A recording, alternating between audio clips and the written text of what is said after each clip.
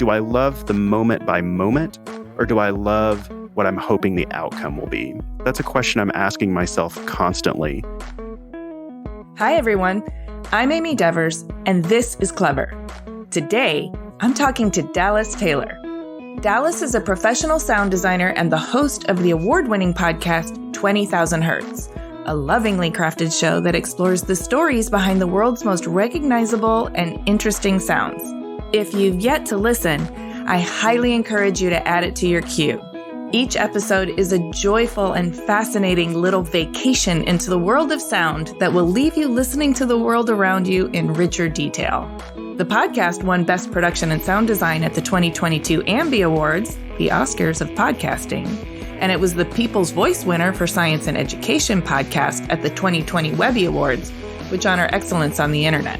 In addition to 20,000 Hertz, Dallas is also the founder and creative director of Defacto Sound, where he's led thousands of high-profile projects ranging from blockbuster trailers and advertising campaigns to Sundance Award-winning films and major television series. Just to give you an idea, in 2021, Defacto worked on more than 800 Netflix trailers, including for the mega hits Squid Game and Ozark, and more than 100 HBO trailers for such programs as Game of Thrones and Harry Potter Return to Hogwarts. A self-described sound evangelist, Dallas is a sought-after speaker at conferences, a regular contributor to major publications, and a respected thought leader on the narrative power of sound. He's also a genuinely warm, interesting, and thoughtful person with a powerful story. I could have talked to him for hours. Here's Dallas.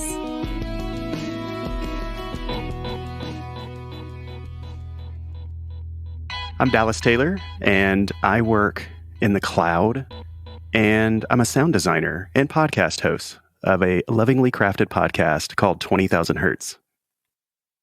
Big fan. I always like to learn how you got to be the you that you are today by going back to the you that you were.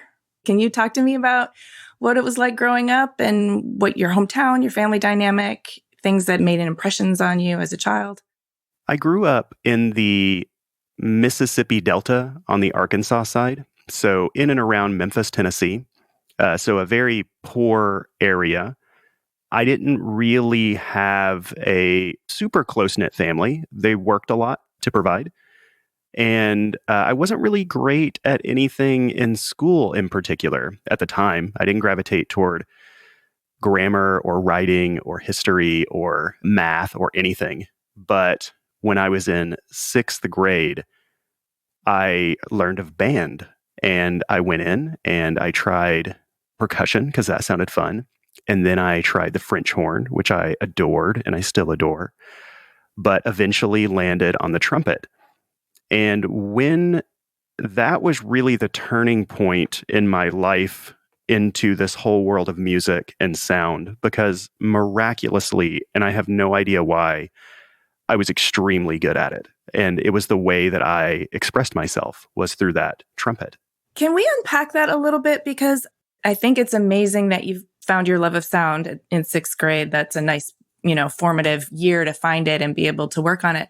But what was it like to sort of surprise yourself with being a trumpet prodigy, like with a talent you didn't even realize you had that grew so quickly? Not saying you didn't work at it, but because it came to you in such a fluid and intense way. What was that like? And did it feel like you were swept up in a river? At the time, I really didn't know what to think about it at that age. I've spent the rest of my life really analyzing that moment. And I think even today, I'm discovering what was happening in my mind then. I remember maybe it was 1st, 2nd, 3rd grade, taking some sort of how do you learn test in school. Mm-hmm. And I remember that I was a very strong oral learner, which means through the ears. Yeah. I always had difficulty reading text, and I still do today. And so most of the way that I consume information is through my ears and conversation. Mm-hmm. And that must have something to do with it because I've always had this very strong sense of hearing and emotion toward music. I listened to such a huge, wide range of types of music, and I did at the time too. And it felt like it was this thing that I didn't have to speak to really communicate Yeah. what I felt because I was very quiet, like very shy kid. I didn't talk a lot. I remember that was like this outlet where it was so encouraged to feel music and perform it.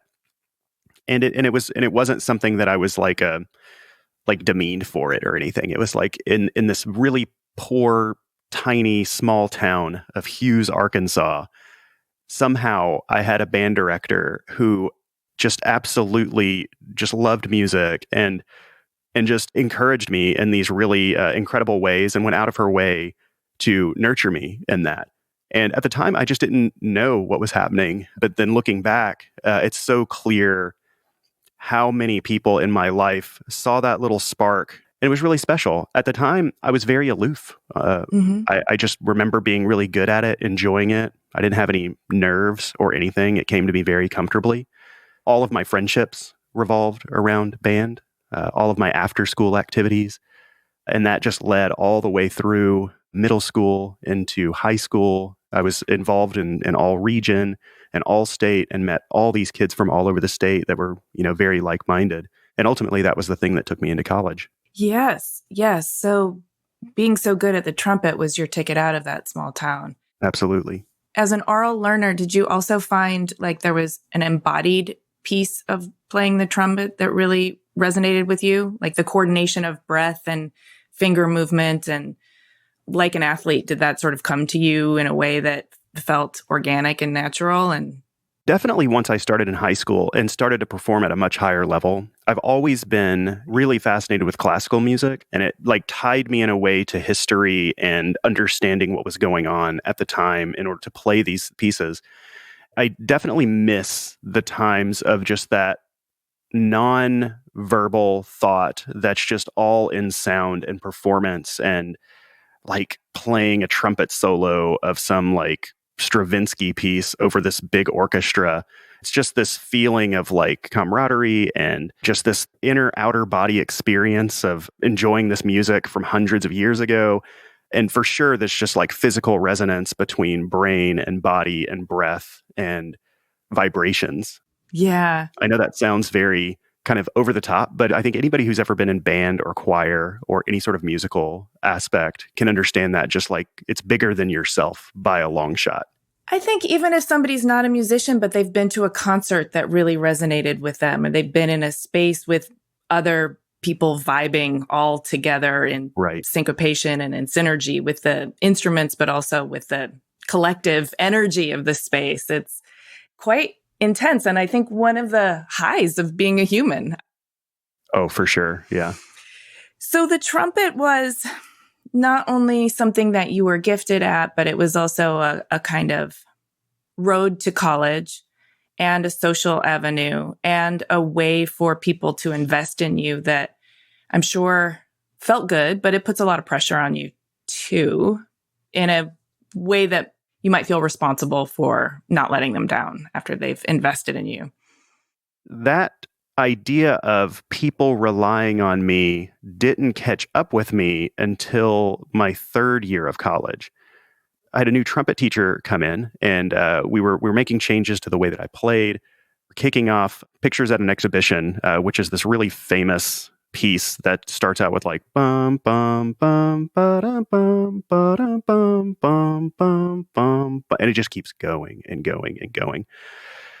It's not even a hard piece. It's something that I think any trumpet player can play. But the pressure of the trajectory that I was going on, thinking, okay, I've got to play this in a symphony hall with a lot of people watching, with all of my peers. And, as I'm going up the ranks in college, all of the performers are getting better and better and better.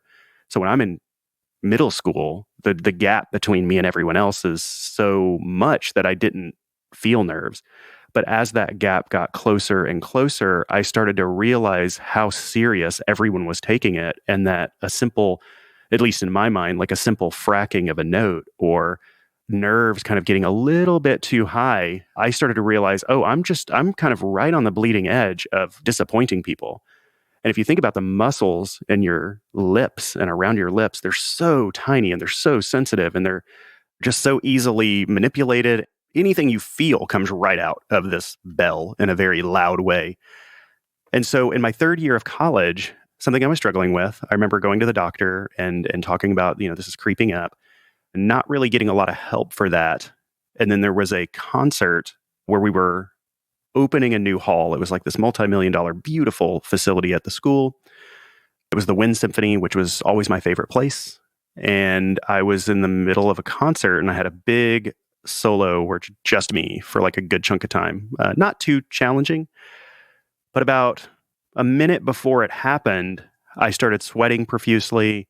And the second chair trumpet player, very supportive, she kind of leans over, and she'd never done this before. And she was like, "Do you need for me to take this solo?" She had never played it. She had never done it in rehearsal, but she saw something physical was happening. I'm sure I went white, sweating profusely. All of that culminated in that moment. And I totally botched the solo. At the time, I didn't know what happened. Later on, I realized it was a panic attack. From that moment, I could not shake that performance nerves. That's crushing. I've had one full-blown panic attack in my life, and it arrests your whole system. And after you have one, then there's the fear of having another that in it of itself is sort of exponential. So if you couldn't shake the nerves, how did that affect you? And it robbed you of the joy of playing, I'm sure. Yeah. So the hardest thing was that my entire identity was in the trumpet. Everyone expected me to go get a master's degree at Northwestern or some sort of big trumpet school. I expected that. Everyone was continuing to nurture me. They didn't have a picture into the struggles that I was having. Yeah. It got so bad that I couldn't play a single note when we were going around the room tuning. And I remember just the fear of just me playing just like an open C on the trumpet, which isn't as easy as it gets. I was just struggling with this crippling anxiety. And so it was a very quick turn there in the last year and a half of school where I was trying to check all the boxes. I know I'm a good performer, but I can't be in a performance situation where these teeny tiny muscles give me away. And so I was trying to figure out what can I do to get around that. And at the time, I thought a lot about it, composing music or conducting. And so that's kind of where it started right before I pivoted into audio. I am worried about the anxious part of you that wasn't getting enough help. Because you mentioned that you had went to see somebody and it didn't seem like they were able to help you. Did that sort of crystallize in your brain as, okay, well, this isn't an option. Like, I'm not going to get over this, so I have to go around it? I was much more at the time in panic mode. Okay. I was newly married. With the trumpet playing, I knew that there was a path to band directing or teaching or something, but it went so suddenly from joy into dread every time I picked up the horn that I had to figure something out differently. And I remember at the time, computers were becoming much more capable of creating some level of music. And I remember this program called Fruity Loops, where you could make like beats and stuff. Mm-hmm. And it was so fun to do that. And that opened up a whole world of like computer music making. And I loved that. So somehow kind of made it through that last year and a half with anxiety. And I got an internship pointing a camera at a news anchor for a news station. And the only reason I even did that, because I had no interest in being a camera person, I knew that there must be an audio person within 50 yards of that camera. And it was the best shot that I had. So I went and did this immediately, in hopes that the audio person would take me under their wing. He did. He was lovely. I think just anytime an audio person sees another person who has this interest and this joy in their eyes of learning about that, I think most people want to help. And really, like, that was my start. Simultaneously, I was going to recording school, just like a summer course where I could just learn about like the basics of signal flow and wires and physics things. Okay. Which, side note, I learned more about the physics of sound in my first couple of days of recording school than I did in all of music school, which is shocking. I think way more effort should be spent in like the physics of sound and how it works in music school, because there's so many aspects of how that influences how you perform. Do you want to elaborate on that? Yeah. Tell me about it. one of the biggest things I remember thinking a lot about is like, why is it that I can play at pretty much the same volume with the entire orchestra or wind band playing and blend into the overall sound of the orchestra? Mm-hmm. But I can play a solo over the top of the orchestra at a similar volume. And what I had learned in recording school was that, if you're a trumpet player, if you're any like instrumentalist playing a solo, what you do to your mouth and your body is you're kind of EQing and brightening your sound. Because, if you think about being in a large room at, say, a party, what do we do with our voices to try to cut over everyone? You make it higher pitched, you make it kind of tinny sounding, and then to just really cut over everyone. That's why your voice hurts after you attend an event like that. So that's what was happening with the trumpet, is like I was essentially shaping my, the mechanisms of my throat and my mouth to brighten the horn sound to where it could cut over the symphony. Oh, interesting. And that's just something you sort of do intuitively, like you would in a conversation, but it wasn't really talked about or deconstructed in music school? Not at all. Fascinating. Even just the idea of like A440, like what does the 440 mean? It means, 440 hertz, which is a frequency. And all of this stuff seems so relevant to music school, but there's a huge gulf between performance and physics, let alone the huge gulf between the things that no one talks about, and that's performance anxiety. Yeah. When I've talked about this before, it is shocking how many musicians come out and go, I struggle with this too, but I've never told anyone. It's like a thing that musicians, I think to a certain extent, are worried to talk about because it instills fear maybe in themselves and the people around them. But for me, I needed to talk through that to understand like how I'm going into it, what the audience is there for. I remember thinking a lot that the audience was waiting for me to fail, which is a complete false lie I told myself. But I think all people that go into public speaking, like there is this idea of like, they're just waiting for me to make a mistake or to flub my lines but that's not it at all. Audience is like, they want to like you and they want to hear what you have to say or hear what you have to play. And we can get so sabotagey of ourselves when we listen to those voices. The audience is cheering you on. Yeah. They love you. And even if you make a mistake, they still love you and they still understand where you're coming from.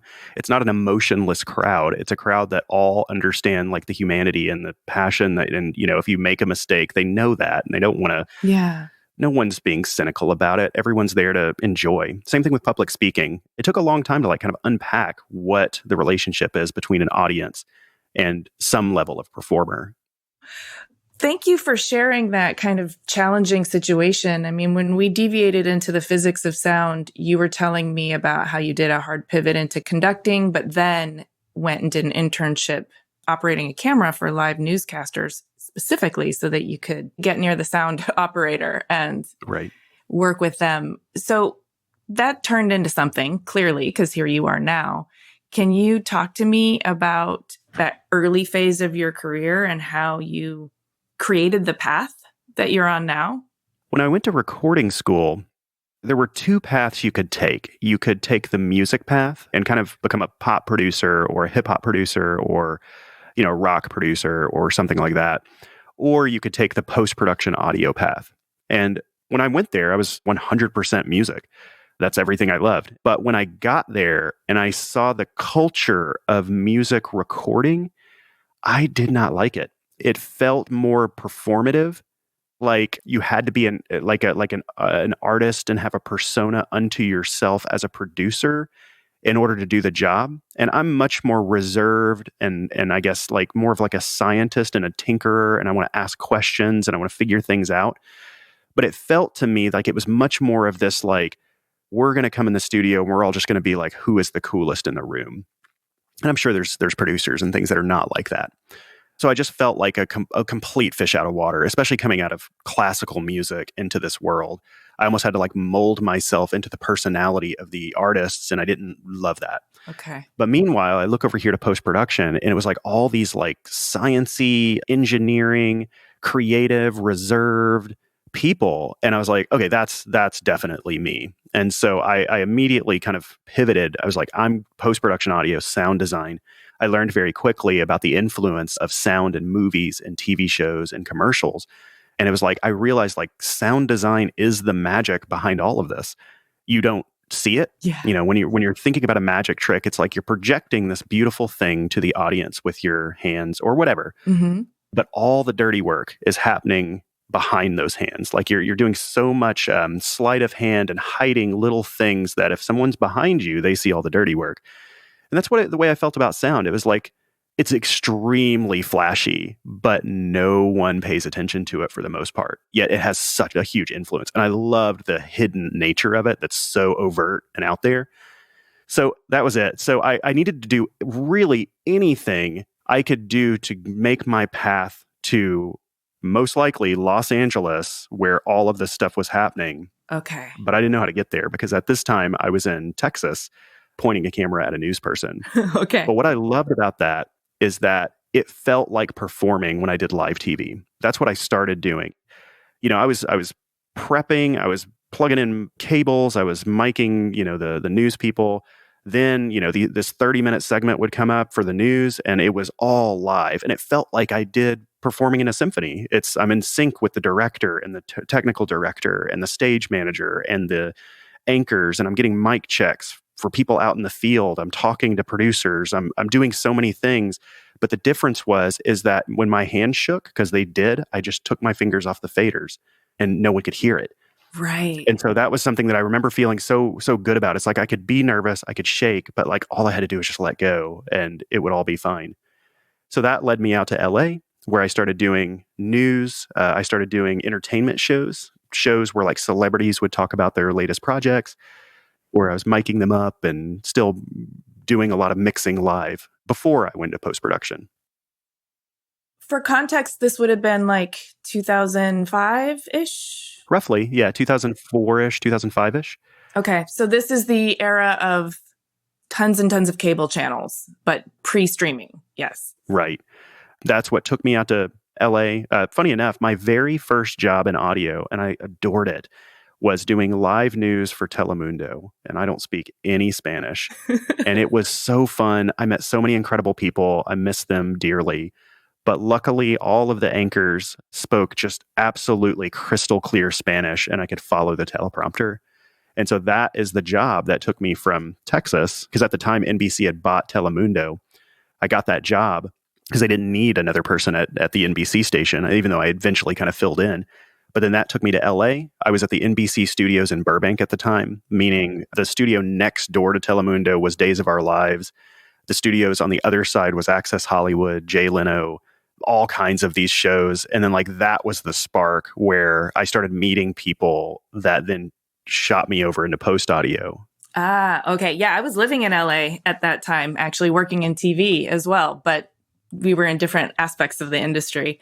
That's exciting, though, that you enjoyed Telemundo so much and that you had such a wonderful sort of landing spot in LA, because LA is not always friendly to people who are getting accustomed to it. But so you had this great landing spot and it shot you over into post-production. And how did you find your bearings and your chops in post-production? Well, at Telemundo, there's this wonderful graphics person named Vanessa who also worked at a network called G4, which was a video game network way before its time. It was incredible and very sound designy, very fun, very new, very fresh feeling. And they covered mostly video game content. And she went over there because she was working on shows like Attack of the Show and X-Play. And I think she knew someone who was in post audio. And we just had a lot of lunches and dinners together working on the news side. And I remember just telling her that. And she kind of vouched for me. She went over there and met one of the post-production people. And they were like, does he know post audio? And she was like, oh yeah, he's the best at that. And I was like, and she told me that. And I was like, okay. I mean, I was practicing on my little computer in my apartment, but I was not ready for prime time on that. And so I went over there, I interviewed, I faked it until I made it. That first week, I don't know how much I slept because I was just trying to catch up. And at the time, I didn't realize like the extreme level of crunch they were putting people through. We were remixing entire 30-minute shows in like 4 hours.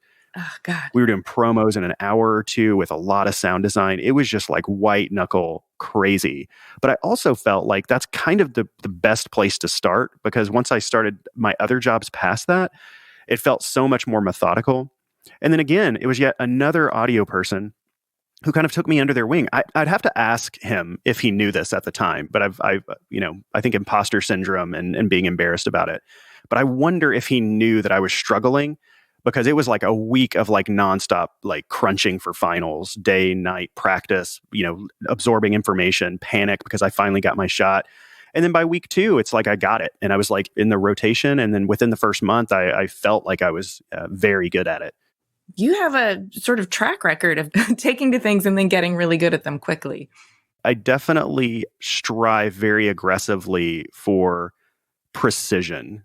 All of my formative years was trying to perform something to perfection in a practice room to where I could do it 90% of the way in front of people. One of the reasons I pivoted was because one of the phrases I heard a lot as a musician was, your best performance will be in a practice room. And that's what I couldn't accept. I don't like that. So I knew, like, one of the motivations for post-production was like, when I put my heart and soul and effort in every little nuance of frequencies and dynamic range and creativity, once I printed that stereo or 5.1 mix, like, it stays stuck. Then it's up to, speakers and stuff to actually reproduce it properly. But that's out of my control. And I was fine with that. Okay. So that was a huge motivation of why sound design and post-production was a huge draw to me. Do you think this strive for perfection can get out of hand? Like, I think that I had some serious perfectionism and caused myself some creative trauma that I'm probably still processing. Do you think you may have done the same to yourself? Absolutely. I think about that a lot.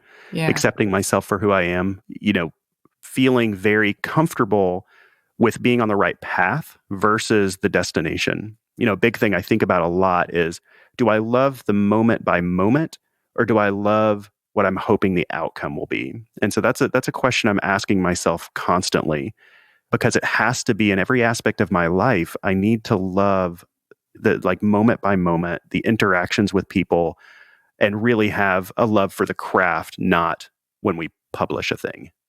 I like that you've gotten to a place where you're really focused on, you got to love the day to day. And now the proprietor of your own sound design studio, Defacto Sound. Yeah. So after G4, I became a full-time senior sound designer mixer at the Discovery Channel. Mm-hmm. And I saw, from being an in-house, I saw that most of the coolest, most creative projects went external. Okay. So I started Defacto Sound, doing a lot of discovery work that then led to all kinds of car spots and films and documentaries that win Sundance, and trailers and ads and all kinds of stuff. It's a blast. I love it.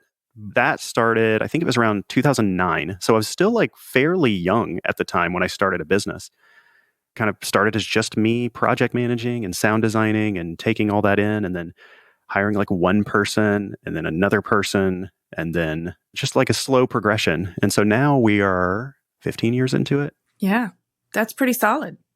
I still feel terrified all the time, hoping that that people still need things to sound good. You know what? I'm so relieved to hear that. I'm so relieved to hear that. I still feel terrified all the time, too, when I do it. Especially like as cable TV seems to be just crumbling in front of us. Yes, but you seem to have also gotten in good with the streamers and brands that need advertising. So are you feeling the effects of cable crumbling underneath you? So this is really where 20,000 Hertz comes in. Because I ran Defacto for about 7-8 years before I started making a podcast. Mm-hmm. And the podcast was trying to solve a lot of problems. One, I felt like, generally speaking, I would work with such incredible groups. I mean, many of them were just incredible, and they appreciated what sound brought to the table. But in many cases, too many cases, I always felt this idea of just like, okay, oh, that's cute, sound designer, that you have ideas. Now scoot along and let the visual people take over from here. Like, I felt very like, you're not a creative, you're like a technician. And like, sound design is very creative. Mm-hmm. It's much more like a designer or a motion designer than a technician or an engineer. And so there was that aspect of it. Two, in my business, there's times where we just don't have anything on the schedule. And so I wanted to make something that when I'm stressed about trying to bring in work, My team is actually the opposite. They're like they're creating a thing together. There's no boss, there's no client. We're just trying to tell people about what we love and what we talk about internally into this podcast form. And I loved radio. That was when I was devouring 99% Invisible, especially every single sound show that Roman did. And then Radio Lab was just in this incredible moment in time. Mm-hmm. And then This American Life. So like those three things I was listening to all the time while I'm building this sound design studio. And a lot of people didn't think of audio only being this very creative outlet, but I saw it happening. And Roman and I became friends early on in 99PI because I believe his first episode was about sound. So immediately I'm hooked. I think maybe 10 episodes in, I was out in San Francisco and I was like, Roman, I just got to meet you.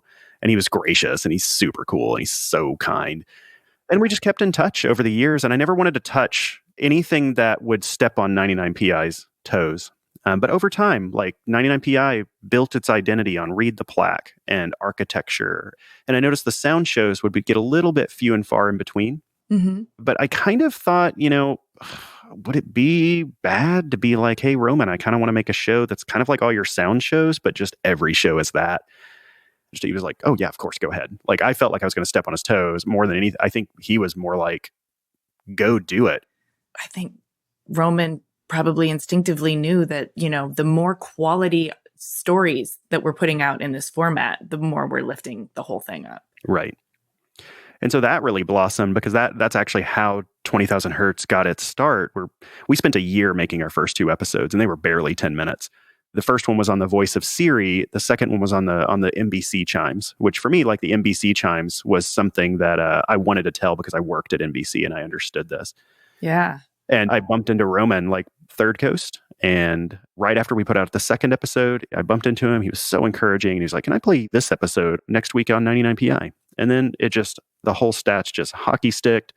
And then it was just like solidified very quickly. And then after 10 episodes, advertisers started to reach out. And then it was incredibly hard to keep the momentum.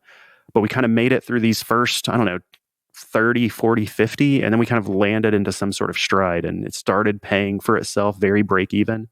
And then other opportunities kind of fell from the sky. And here we are. Yes. Okay. But you're much more than 30, 40, 50 episodes in now. You're 200-ish? Approaching that, yeah. Congratulations. Thanks. You describe yourself as a sound evangelist. So on some level, it's got to feel very satisfying to have created a very profound body of work that does a public service in terms of helping people just understand the importance of sound and to also tune in to all the places in their lives where sound actually plays a deeper role than they may be considering.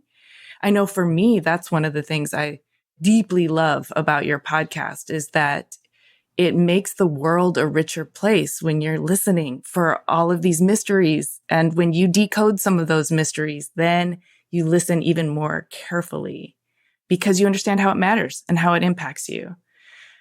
And so anyway, thank you. I love it. And I recently listened to the 150th episode, which you call Breathe. It was a collaboration with Meditative Story Podcast. It described your performance anxiety challenges. And it was such a beautifully crafted story and so exquisitely human that it moved me to tears. And I'm sure I'm not the only one. I am interested from a creative process standpoint, how that collaboration came together and what it was like for you as a kind of private person to reveal yourself so candidly to an open public. So to paint the picture, in the show, I'm not the star. The star of the show is the sound or the concept. And so I've always tried to make sure that that's out front because it's all about the sound itself. And so we've done 149 episodes where I'm not the star. I'm the narrator. I'm the guide. And then I meet the people from Meditative Story and they said, oh, we need to, collaborate in some way. We have Spark and Fire. We have this. We have Meditative Story. And I was like, oh yeah, Meditative Story. How do you kick those off? And they were like, has there been a point in your life where everything changed and everything pivoted? And then I just immediately launched in for maybe 20, 30 minutes solid about that story, about the performance anxiety. And so that was really the start of realizing that like other people cared and wanted to give something to me and to other people, because the story itself really resonates with tons of people, musicians and not. I still get emails all the time about that specific moment. When I meet people in real life, most of the time they bring up that episode in particular. And it was something that was somewhat strategic, because I was like, I don't want to talk about myself, or like I want to delay that as long as possible. So 150 episodes in was when I finally put that out there, because I felt like it'd be more powerful. Like, I'm not the star. I'm not the star. I'm not the star. Okay, I'm going to put this here, and it's deeply personal. Like, who is this voice that doesn't ever talk about themselves? I definitely felt like something clicked in my head in a bunch of ways. Love. I think that's like when I'm working with another podcast, like there's this aspect of economics to it too. Like, they have an audience, I have an audience. We want to trade. We want to make sure that like everyone loves like each other's work and all of that. But when things work so perfectly in this situation, it was way more than like a swap. Like, these people genuinely cared about the story, and you could see it in every word that they said. And so I felt like when I read that script, I felt an immense amount of love from the writers directly, that they heard me. Wow. Being heard. And I think being heard is such a gift. Let someone speak and let them be heard. Like, and I think that's one of the biggest things I learned, is like, listening is an act of love. And they did that for me. Listening is an act of love. I 100% agree with that. I also think more of us need to be heard than we're even really aware of or entirely conscious of. I mean, one of the reasons I started this podcast is I feel like creatives frequently only get talked to about their output, and they don't get talked to about their whole humanity and who they are. I personally feel like when we connect through the human to the output, then we connect more deeply. And if we can connect to the humans who built the world around us, then we can connect more deeply to the world around us, and we can be more intentional about how that world starts to take its shape. And so your vulnerability in that episode also felt to me like a way in that opens the door for somebody to sort of like really get to your humanity in a way that is like, okay, this is lovable. I can see this person now. Everything you just said was very lovely. That's not the way that I necessarily thought about it. I just remember going, I struggle with this deeply. I suspect other people deal with this too. Mm-hmm. When I meet people that I don't know and they know me so deeply, it's endearing, it's loving, it's always a shock. I think that's the thing, is like the influence that the show has had. And, I might be thinking too much about this. It's still, it's not the biggest podcast in the world. I'm not Ira Glass. I'm not Roman. But still, when I go to a conference or something, and I see this all the time, where I'll pass someone, I see them glance at my badge or something. I see them like flush with just like fanboyism, like that I used to do. And then they just like gallop over to me like on their tiptoes and just like say, oh, I love your show. And they're trying to like get all of this emotion out so quickly. And it's so sweet and it's so loving. And I love it every time it happens. And it feels so loving. I think that right now I just feel like such a flood of love from people. And I'm just trying to process that based off of all of this history that I've had. Yeah. Do you struggle receiving love? Absolutely. Yeah. Yeah. So how are you working with yourself to open up and actually soak it in? Well, I'm a big believer in cognitive behavioral therapy, talking it out. I think talking to a therapist is great. If you don't have opportunities to or trusted people who will listen for long periods of time and let you get it out, I think that's a big part of my life, is just having people or a therapist or someone who will listen. Because at some point, the more you talk with someone, and especially if they're like giving you that time to just speak it all out, what I find is over the course of about a 45-minute long arc of something that I'm struggling with, speaking to another caring person, even if they're doing no talking, I usually find my way and find the issue myself, and then they're just nudging me there. Mm-hmm. And so I think people with very functional, healthy family relationships already know this, and it's something, or maybe it's just something that's built into them. But it took me into adulthood to really find that outlet. And for me, it was therapy for sure. I mean, if you suffered panic attacks, I'm guessing you're an internalizer. I'm definitely an internalizer. And I also learned the same thing you did, that, I mean, some people journal, some people get it out in other ways, but by getting it outside of your brain, you almost can see it, and you can start to work with it and find your own solution. Yeah, we're social beings and we need another person. Yeah. But the other biggest thing in my life that like really shifted the way that I think from that internalizing is physical activity. Running, lifting weights. I don't do it necessarily for the physical appearance. I do it because all of that anxiety is bundled up and, sitting in my gut. But if I run or if I lift a heavy weight, I become present. Nothing makes me more present like physical exhaustion. And I've learned that that is such a positive feeling. I feel human when I'm exhausted, when my heart rate is up, when I'm sweating. And it really comes down to, the more I think about it, is like, it requires being full present. You can't exit your body when you're like breathing heavy and like trying to catch your breath. And you are there for like 45 minutes to an hour. And then, breath. And I've always, even that episode was called Breathe. And so much about the breath is like incorporated into that, and hearing my breath and hearing life and hearing this stuff. I think that like when I'm sitting in front of a computer, a low heart rate, and I don't hear my breath, and I'm just like getting sucked into this void of internet and all of this, I'm not present. And I need that outlet to just be me and like feel me. And I do work out with other people too in a group class. And I think just it feels like that communal performing together. We're all huffing and, just trying to get through it. But I love it. It makes me feel so good. How long have you been doing this consistently? 2.5 years. 2.5 years. Nice. Nice. Are there any other tools for living that you found really helpful? You already mentioned CBT and physical exercise, but making sure I'm scheduling time with friends and family, devoted time, because I work. And it's easy for me to just like get sucked into the vortex of, oh, there's this other thing I need to do or this other thought.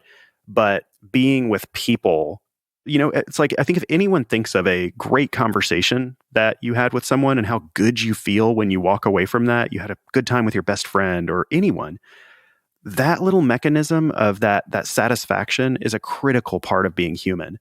And I've come to realize more recently that is something I have to carve out and make time for, and text my friend and pick up the phone, not only for them, but for me massively, and being proactive about that.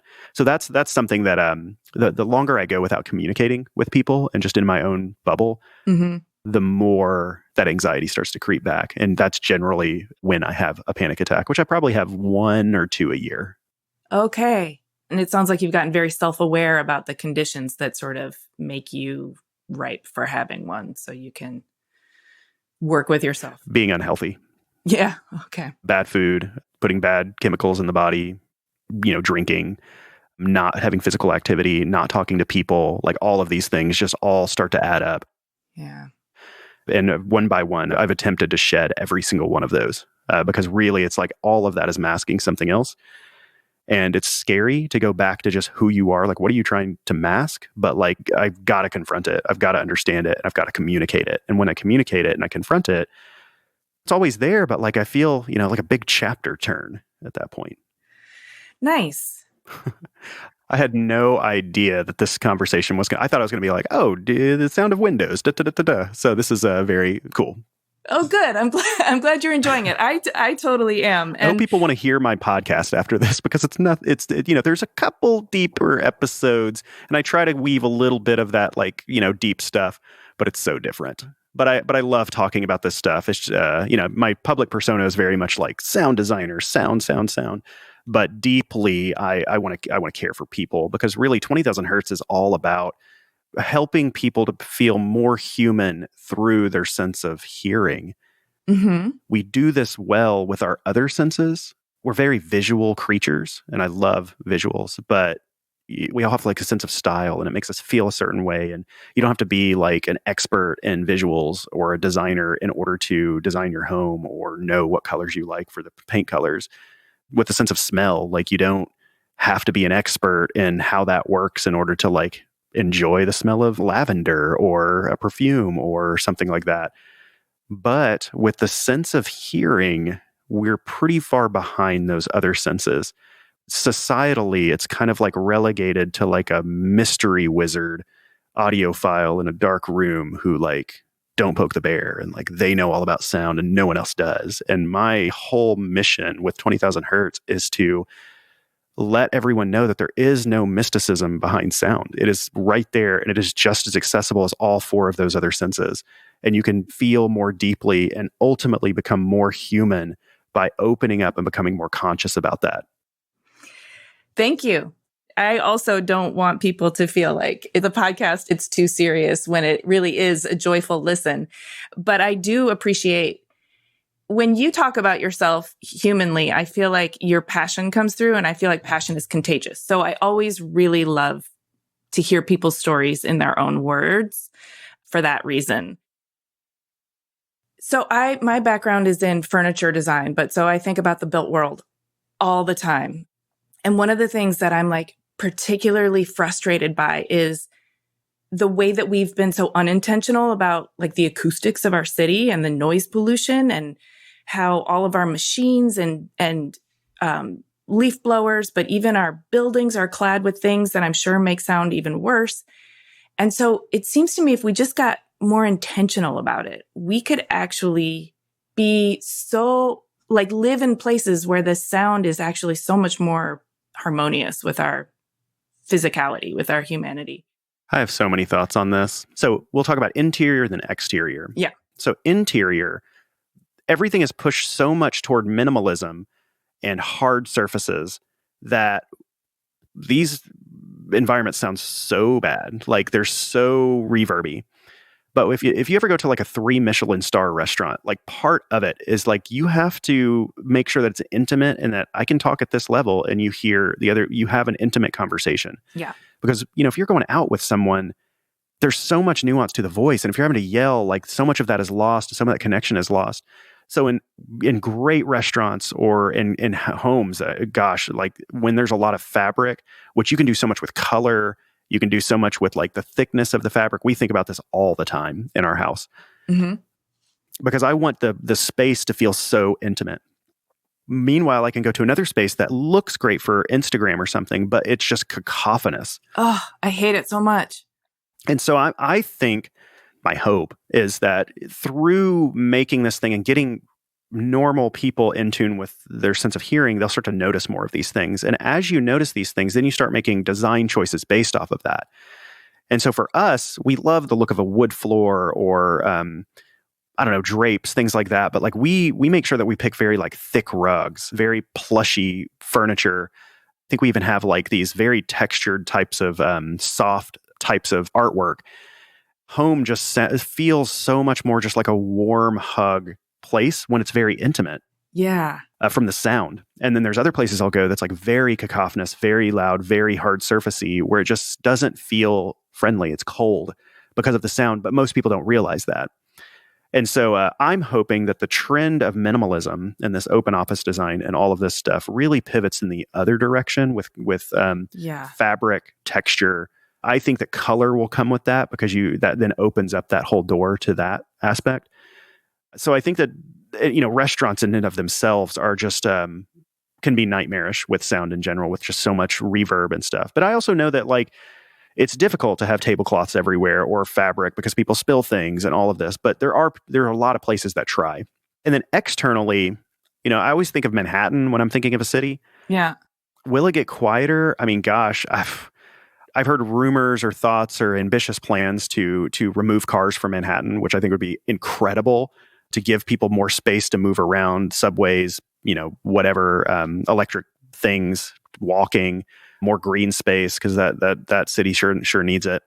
Cars are really what make up most of that noise. I don't really even mind the sound of chatter and people talking and someone yelling over here and someone kind of laughing over here. That's not the problem. Yeah, it's like the machines and the anti-human sounds. And just honks. And like the honk sound itself is so aggressive. There is no like nuance between like, hey, just want to make sure you saw that light. And Yeah. I hate you. Like there's no nuance between the two of those. So it's just like these sounds that are just like, I hate you, I hate you, I hate you, I hate you, like constantly in New York City. And I think that energy kind of like can be contagious. But imagine a world where like, the cars are out of Manhattan. You then have much more space for like mass transit, more walkable. I assume that you'd probably get a lot more vegetation in the middle, which would, be such a huge bonus for that city. Yeah. And that vegetation itself, more trees, like anything that's just textured from those hard surfaces is just going to soak up sound. So there's certainly a world where like downtowns and cities could be incredibly sounding places. But we either need to, step one is if everything was electric, but the problem with that is like at a certain, I think it's 22 miles an hour and below, you by law have to have a sound for pedestrians, which makes sense. There's a thing with motorcycles that says like loud pipe saves lives. Oh, yeah. And with cars too. So if we have Manhattan and we have electric cars, we're going to have a lot of like whirring, right? Like it'll be a different sound, like whirs and like spaceships and still honks, because we know that that's going to be the case there. If you remove them entirely, it's a whole new world. But I think that people are just going to get to a breaking point. Like there's so much stimulation, and I'm hoping people, at least through the podcast or through speaking, start to understand that like you can turn all that noise down and become like much more calm just by kind of eliminating the racket that's happening all the time. One thing that we didn't talk about that I did want to ask you about was during the whole like 2020, 2021, 22, like void of the pandemic, you also did a TED main stage talk, virtual, but you did a TED talk. And that's not only is that performance, but that's a really cool talk about John Cage's 433, which is really more about silence than it is about sound. But through silence, you sort of get to the sound that we're always hearing, but not paying attention to. Yeah. I love that you brought this up because it's one of my favorites. So first, I will say I was, with the history of panic attacks, I've found ways to public speak. I do public speak a lot now. I know kind of how to get through that. But I was petrified when Ted asked me to be a main stage speaker, because I saw the red dot, I saw all the people, I saw the cameras, I see all the views on their site and on YouTube. I knew what I was going to talk about. I knew it would be very popular because it's an amazing concept. But but it's one of those things that like when an opportunity like that hits the inbox, it's like I have to accept before I think, because I can't I've got all those other things need to be worked out. So I accepted it. Unfortunately, the pandemic happened. Fortunately, that became something that I could set up my office and do remotely. And so it was, I feel like I did a main stage talk in the only way I felt like I could do it. And that was scripted to camera. I think I read it 3 times in a row and then we edited it. And so I felt amazing about that. But then on the other side felt, oh my goodness, like I didn't really do the stage thing. But that's okay, because I felt like it made sense, because it was about silence. And I knew that before the pandemic even happened, that it was going to be on silence. And so many serendipitous things happened where it's like, okay, this is entirely appropriate. And so why that was such an important topic to me is because I remember in music school, John Cage was kind of a joke in a way, because people didn't understand him. And so this futuristic, this experimental type of music, it was always like kind of flippant in the way that people talked about John Cage. As time went by, I started to think more and more, gosh, what was John Cage? Why would 433, who would do something that sounds so academic to a point? Like, it doesn't make sense to me. And so the more I looked into 433, which is a 3-movement piece where it's a minute or two of just someone who will sit down at a piano, open the piano, close it. And then it's another kind of middle piece for some amount of time, open the piano, close it. Third piece. My interpretation is you can really perform that any way you want. It doesn't have to be at a piano or anything. I performed it myself at a conference 2 months before the pandemic. I did like a performance piece where I talked about John Cage and everything, and then we then performed it at the end.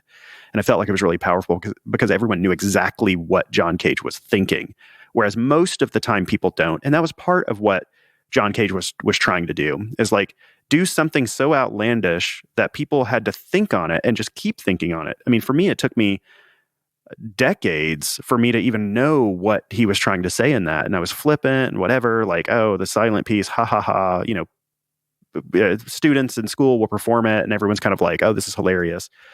But the deep meaning of this is exactly the mission of 20,000 Hertz. It's that when you attempt silence, you become more conscious of all the sounds that are actually happening. So when 433 is performing, someone's sitting in the audience going, oh no, I have to cough. Like, oh, I have to sniffle. Oh, you hear the car outside. You hear the birds outside. You hear someone shift in their seat. All that is the point, because that feeling of like everyone's nervous because we think we need to be quiet. What the reality is that silence is unattainable, entirely unattainable. And so it forces you, and something that I encourage people all the time, to just flip the switch of consciousness on hearing, and anyone can do it at any point, and just go, I'm going to just channel all of my thoughts through my ears. Like, I'm going to become conscious about every little thing I'm hearing. Like right now, I'm listening and I hear a plane going overhead. Had I not become conscious about that, my brain will tune that out entirely. And that's what our brains do, is it just tunes things out. But when you become conscious, you start to hear everything. And for me, it can become very intoxicating when you really kind of like focus all of your energy through your ears. And you can practice this in so many different ways. And I think that it shows like more of an appreciation of sound. And just to for anyone who's unaware of, like, silence is not attainable. The air around us is just transmitting so many sounds. Unless you're in like a anechoic chamber, which I've been in before, which is testing rooms where it's like every bit of sound is entirely removed. But even in the anechoic chamber where there is no sound happening, you can't get away from sound, because you hear your heartbeat, you hear your breathing. I had a recorder with me because I was recording a podcast. I could hear the internal mechanics of the recorder. It was profound. And so many things, like in that environment, like really solidified, like it is, for anyone who has hearing, silence is virtually impossible to have. And so John Cage, being like a composer, was trying to say that like all sound is worth it, like unto itself. Like sound is is something that we can tune into and just become more human. And that's what resonated with me. And once I realized that what John Cage was saying in this kind of joke piece is exactly the mission of my podcast, like that's where the collision course happened, and the aha moment. And I wanted to tell everybody about it. Awesome. Well, we're glad that you did. It's definitely a wonderful talk, and it's nice to enjoy. You're in your space, and there is a kind of comfort exuding from you, but also a real, and I mean this in the best possible way, a real nerdy passion about the subject matter. I hope so. Yeah. It's awesome. So, I mean, I would like to know if there's anything about your story that we haven't covered that you think should be revealed. I love the question because it's the last question we always ask too. In podcast form, it's so good because usually what happens, and I'm doing it right now, is I lean back and I try to think of everything in my life. And then oftentimes, and I'm not going to guarantee I do this, somebody will then like summarize something so beautifully. Now I'm so conscious of it. So I know I'm fourth walling really badly right now. Sound doesn't have to be overly academic. My favorite sounds in the world are hearing my kids laugh or sing or talk to me, or my friends' voices or my family's voices, and just people that I love.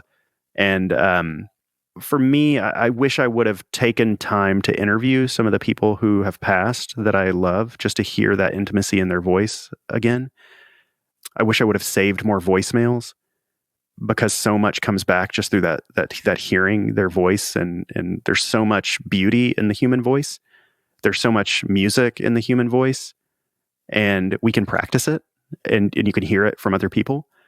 That's something I think about a lot. Is I just love the sound of humans and their voices, and there's so much love and not love and performance even in that. So I think people think, oh, I'm not a musician, but if you even speak out loud, you're performing all the time. And so embrace it and listen more deeply.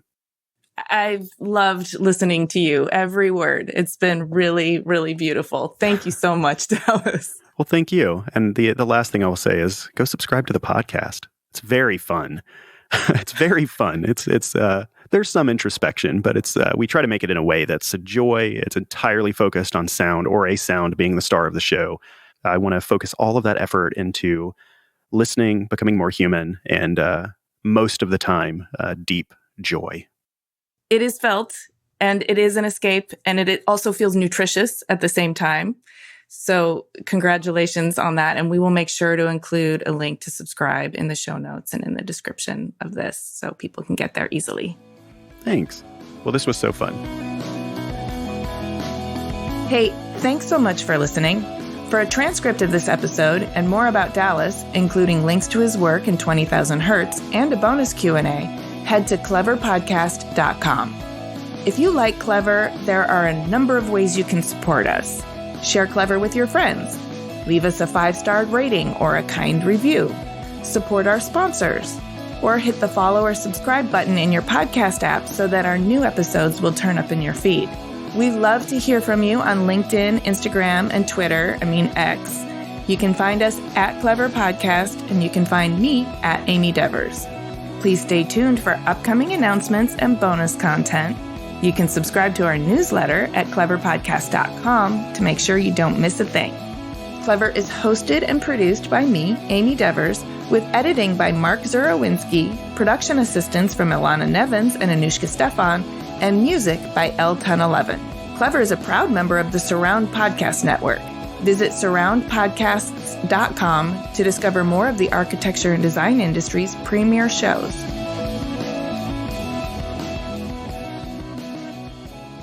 And even if you make a mistake, they still love you and they still understand where you're coming from.